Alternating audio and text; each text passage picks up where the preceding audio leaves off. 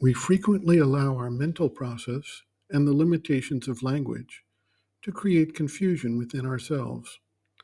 The mind's primary capacities involve fragmentation and classification.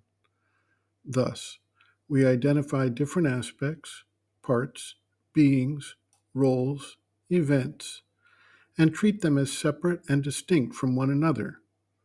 By doing this, we remain fixated with the actions of the external nature and fail to recognize the unity and oneness of the creation and the one source and creator of all that exists to our vision as separate forms and actions. We thus become enmeshed in the consciousness of the ego and lose touch with the source of the powers that act in the world and in each individual.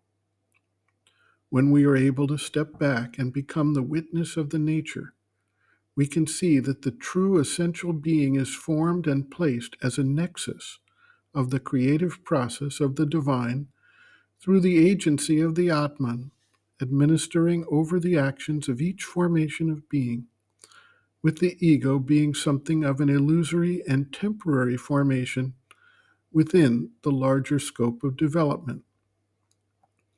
In the Shvetashvatara Upanishad, translated by Sri Aurobindo, chapter 6, verse 10, the seer writes, quote, "Even as is the spider that out of himself fashioneth his own web, so is God one, and naught else existeth, but by his own nature covereth himself up in the threads he hath spun out of primal matter."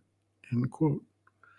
Chapter 4, verse 7 of the same Upanishad states, quote, "The soul upon a common tree is absorbed, and because he is not Lord, grieves and is bewildered.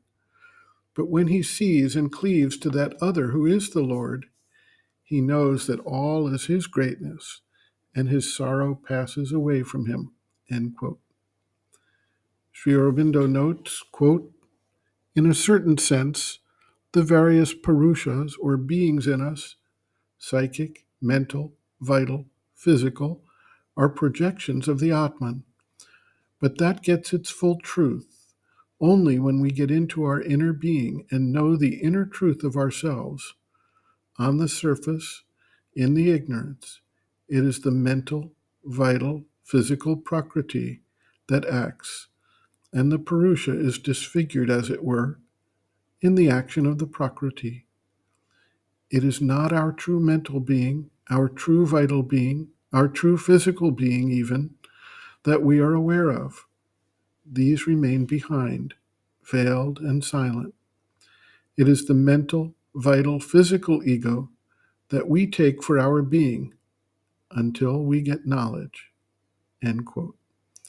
Reference, Sri Aurobindo and the Mother, Our Many Selves, Practical Yogic Psychology, Chapter 2, Planes and Parts of the Being, pages 101 to 102.